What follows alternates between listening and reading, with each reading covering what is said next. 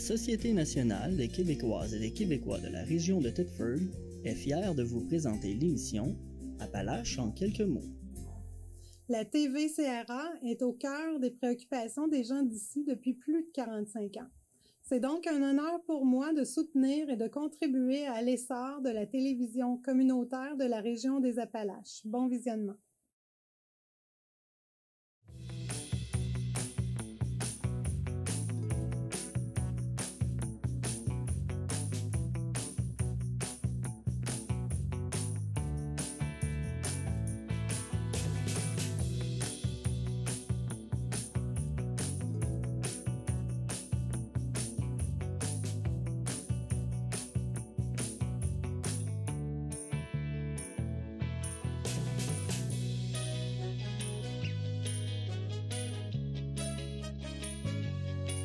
Madame, Monsieur, bienvenue à votre émission habituelle d'information Appalaches en quelques mots. Afin de permettre et de contribuer à la formation de scaphandriers sur le site de la mine british canadienne, la MRC des Appalaches a procédé à la révision de son schéma d'aménagement.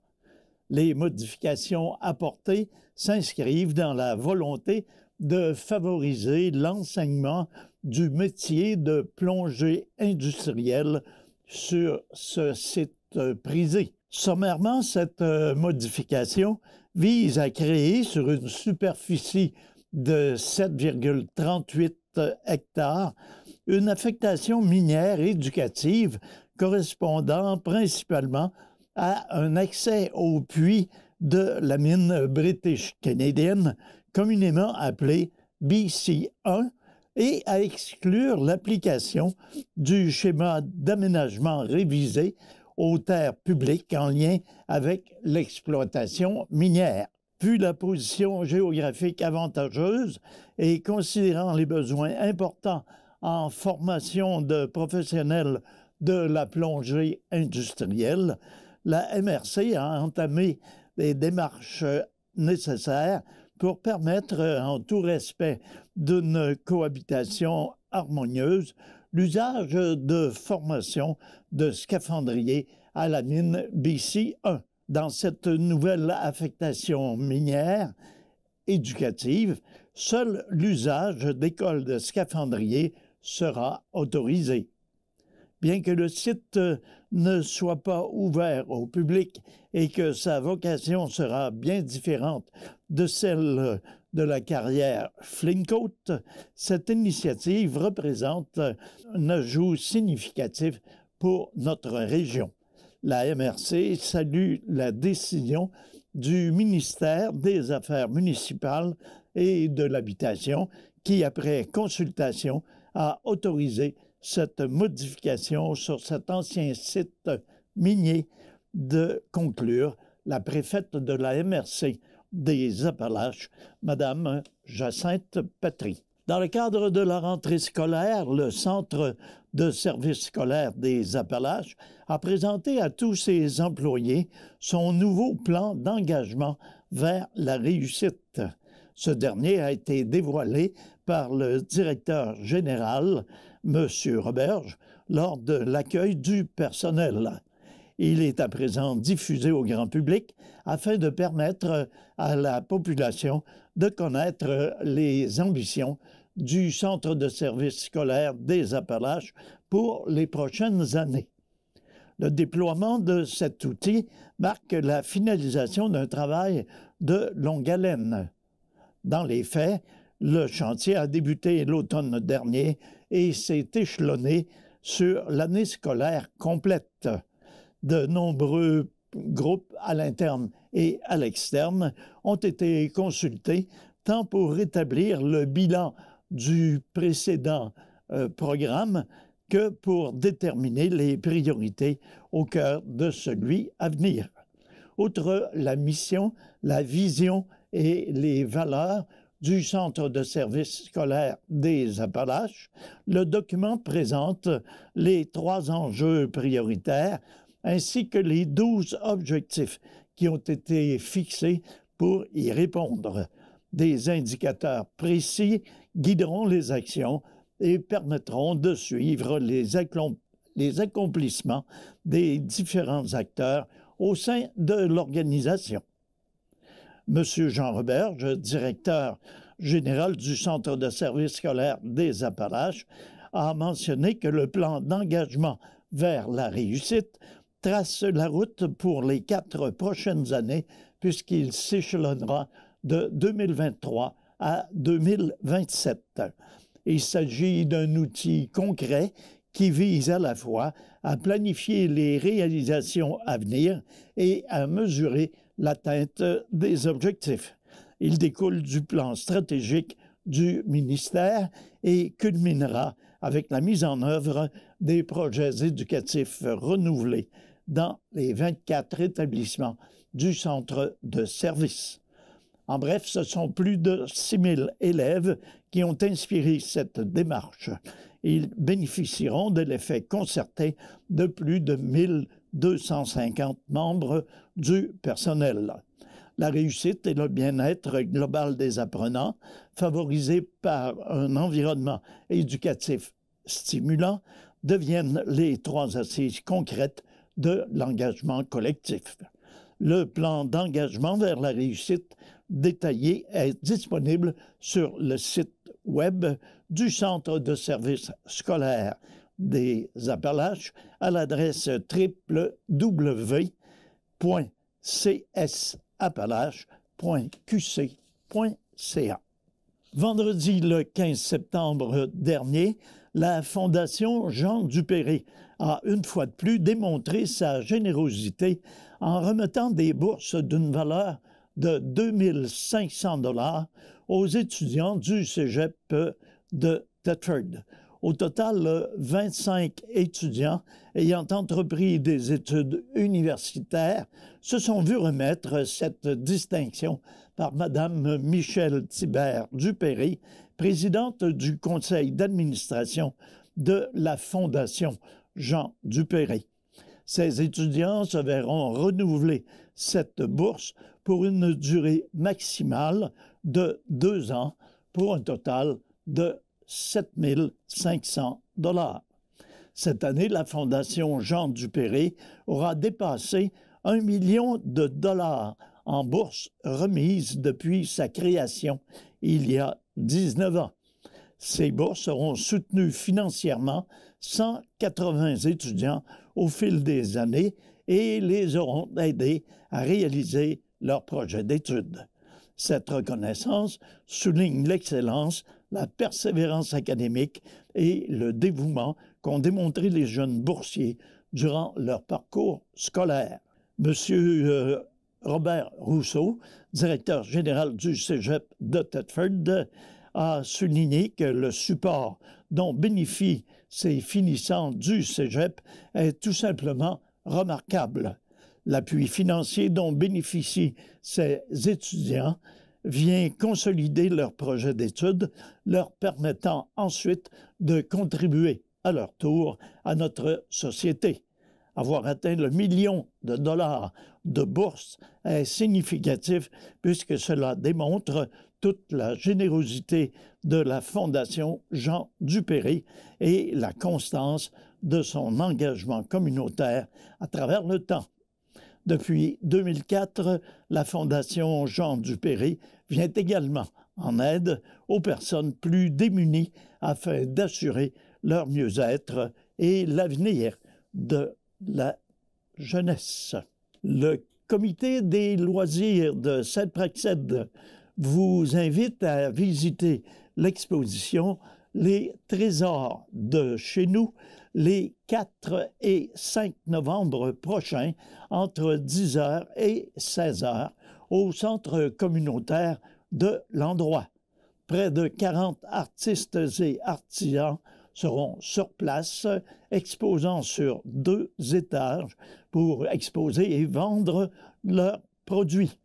L'entrée à l'exposition Les Trésors de chez nous est gratuite.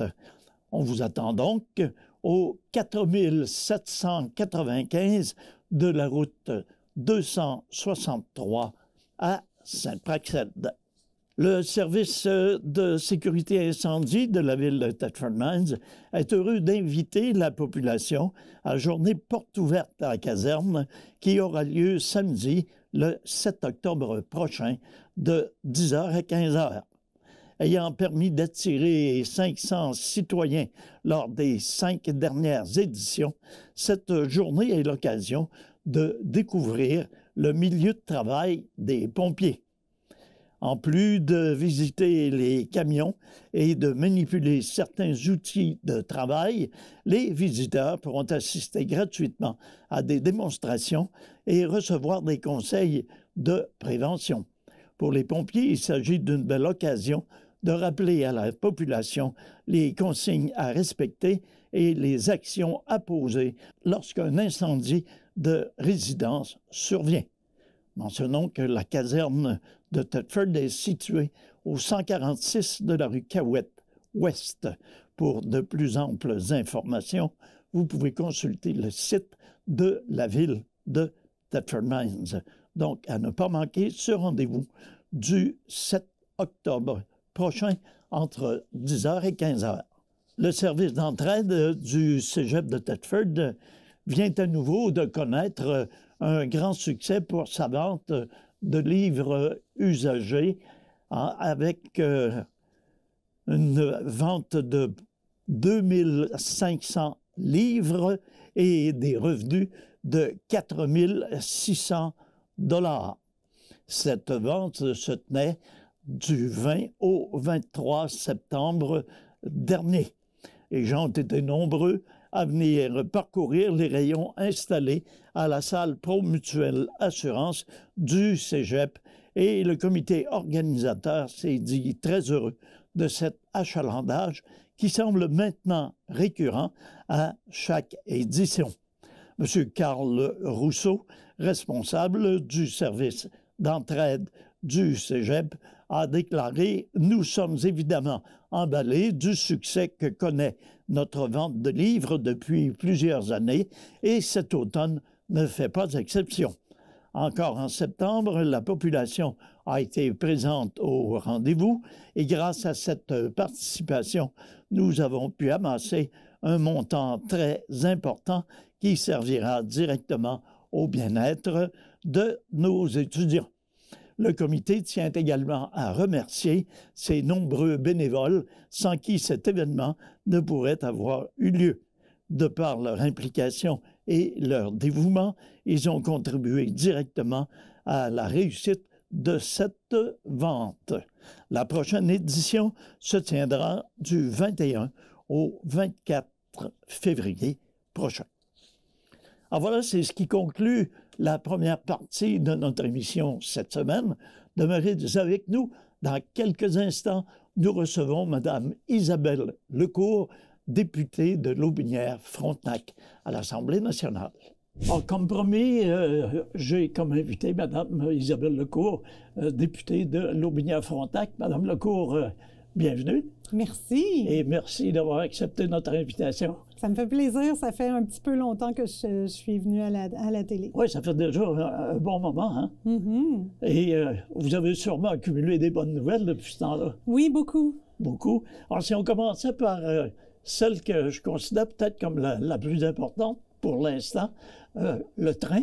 Alors, oui. Où en sont les travaux au moment où on se parle? On a fait une annonce, là, je pense, c'était au printemps, c'était au-dessus de 400 millions pour le retour du train jusqu'à Thetford Mines.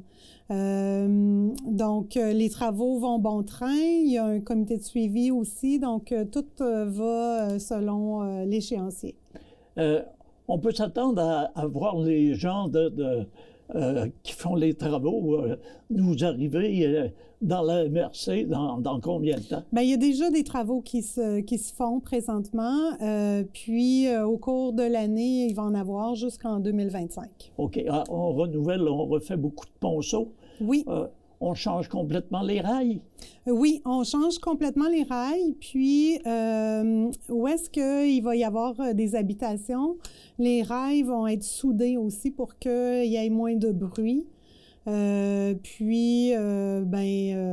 y a eu un comité, il y a eu une rencontre avec les citoyens qui a eu lieu il y a quelques semaines. J'y ai pris part. Il y avait beaucoup de citoyens. Il y avait quand même des citoyens qui étaient inquiets concernant, parce qu'eux autres, le chemin de fer passe en arrière de leur maison. C'est ça, j'espère qu'ils ont été rassurés. Puis, ils ont aussi un contact avec le MTQ. Donc, ils peuvent poser toutes leurs questions. Mais c'est important aussi d'avoir la vision de la région à long terme. Tu sais, le train s'inscrit aussi dans le développement de toute la filière de résidus miniers, là. Moi, ce que je veux faire, c'est, tu sais, il y a quelques années, quand on faisait quand les mines étaient ouvertes, ben c'était une fierté pour la région, là, tu sais, de faire la production d'amiante, tout ça. Puis ça, c'est avant qu'on sache qu'il y avait un danger. Mais là, tu sais, présentement, on a des montagnes de résidus miniers. On en a pour 60 ans à faire de la valorisation. C'est une grande richesse. Puis moi, je veux redonner la fierté aux gens parce que, puis c'est ça que je veux faire. Je veux qu'on ait une belle industrie de valorisation de résidus miniers ici. Puis il y en a pour des centaines de millions d'investissements, là. Et le rôle du train à travers tout ça sera important. Vraiment, vraiment. Et la réaction des entreprises, la réponse des entreprises? Bien, les entreprises, c'est sûr qu'ils sont vraiment très, très contents parce que ce soit des entreprises qui sont en valorisation des résidus miniers, s'il n'y a pas de train, il n'y aura pas de valorisation de résidus miniers. Puis les entreprises, comme par exemple Canatal, ça fait longtemps qu'ils demandent le retour du train parce que, tu sais, ils ont des contrats avec les États-Unis. Puis s'ils n'ont pas de train, bien, ils vont perdre des points concernant, tu sais, tout ce qui est environnemental. Donc, ça va être plus difficile pour eux d'avoir des contrats à l'international. Vous avez ouvert la porte sur les projets de résidus. Si on en glissait un mot, puis si on parlait un petit peu de l'Observatoire national de l'amiante, oui. Où en sont ces dossiers? Je prévois une rencontre là, dans les prochains jours pour faire le suivi, mais je sais que ça va bon train. Les travaux de recherche, s'ils ne sont pas commencés, sont sur le point de l'être. Donc, je vais m'assurer là, de faire le suivi, mais à ce que je sais, là, tout va bien. OK. Et là, vous ne pouvez pas en dire plus pour l'instant? Bien, c'est parce que j'en sais pas plus, alors je vais m'informer. Qui dit projet, dit aussi énergie. Vous m'avez parlé tantôt de comité d'énergie. On parle évidemment de l'hydroélectricité, on parle de l'énergie éolienne. Or, et dernièrement, on parlait d'un parc éolien dans le secteur de Saint-Pierre-de-Bretonne. Vous pouvez nous en dire quelques mots, puis nous dire votre vision là-dessus? Oui, bien, avec le gros contrat de Appalachian, c'est certain que exporter de l'électricité, bien, ça va nous en faire un petit peu moins pour nous. Donc là, c'est important avec tous les projets industriels que le Québec a. C'est important, tu sais, de créer de l'énergie. Donc, c'est pour ça qu'on a fait un appel d'offres pour le éolien. La MRC des Appalaches et la MRC de Lotbinière ont déposé des projets. Donc, moi, je suis vraiment très contente. C'est des beaux projets, puis ça va être des belles retombées économiques aussi pour les municipalités. Tout ce qui a aussi, tu sais, le développement de la valorisation des résidus miniers, ça aussi, dans le futur, ça va prendre beaucoup, beaucoup d'énergie. Donc, moi, j'ai mis un comité énergie sur pied pour pouvoir réfléchir à comment on peut produire de l'énergie, être un petit peu indépendant. Donc, c'est là-dessus que plusieurs personnes dans la région travaillent pour qu'on puisse accueillir les entreprises qui veulent faire de la valorisation de résidus miniers dans les prochaines années. OK. Ce comité de l'énergie, c'est un comité qui est régional? C'est un comité qui est régional, je dirais. Il y a la ville de Thetford, il y a des entreprises qui sont là-dessus, tout ça. Puis on réfléchit à comment on peut créer de l'énergie. On a des lacs de mines ici. On a aussi des grands terrains là, miniers. Donc, on pourrait faire du solaire, on pourrait faire de l'énergie à partir des lacs aussi, pomper l'eau, tout ça. Donc, ça pourrait créer de l'énergie. On pourrait aussi l'emmagasiner dans des batteries, puis s'en servir aux heures de pointe. Il y a eu une annonce également, une ouverture officielle, le Centre agroalimentaire des Appalaches. Oui. Alors, c'était une annonce qui était également importante. Oui, j'ai beaucoup travaillé sur ce dossier-là. Je pense que j'avais commencé à travailler sur ce projet-là en 2021. Ça n'a pas été un projet facile, puis j'étais vraiment très contente de pouvoir participer à l'inauguration. C'est pour faire de la transformation agroalimentaire. Donc, j'encourage tous les producteurs à aller visiter et aussi, peut-être se servir des installations. C'est vraiment des belles installations. Il y a des gens de qualité aussi pour aider les producteurs. Puis, je crois même qu'il va y avoir aussi des cours de boucherie qui vont se donner là. Donc, on sait que les bouchers sont très en demande. Il y a une pénurie de main-d'œuvre aussi dans ce domaine-là. Donc, il y a une portée régionale à ce projet-là, Chaudière-Appalaches. Donc, c'est vraiment très important. Et il n'y a pas seulement de l'équipement, là, il y a de la formation qui est possible. Oui, puis de l'aide aussi là, dans la transformation. OK. Donc, ça a été un investissement là, qui a été important. Oui. J'ai comme oublié le montant qui a été investi, mais c'est quand même majeur là, ce que le gouvernement a investi. Là. La question maintenant, vous avez toujours, à chacune des nouvelles sessions, vous avez toujours des priorités, des projets. Or, cette fois-ci, vous nous annoncez quoi ou vous aurez quoi comme priorité? Bien, c'est sûr que pendant le premier mandat, il y a beaucoup de choses qui ont été faites. J'avais un bilan de 345 millions, puis il y a beaucoup de projets qui ont été annoncés. Donc là, je veux suivre tout ça pour être sûr que tout se met en place. Puis pendant la première session, on a annoncé un 400 millions pour le train. Donc, je vais suivre tout ça. C'est des beaux projets pour la région. C'est vraiment très emballant. Ce qui se passe. Puis, il y a le comité énergie, il y a toute la valorisation des résidus miniers.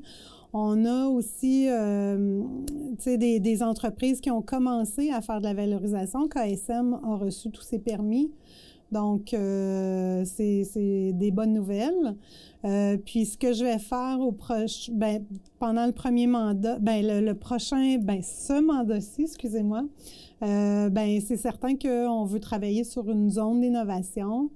Puis faire du développement économique, c'est important parce que tout le monde va pouvoir bénéficier de tout ça. Là. Zone d'innovation, diriez-vous que l'atmosphère est positive?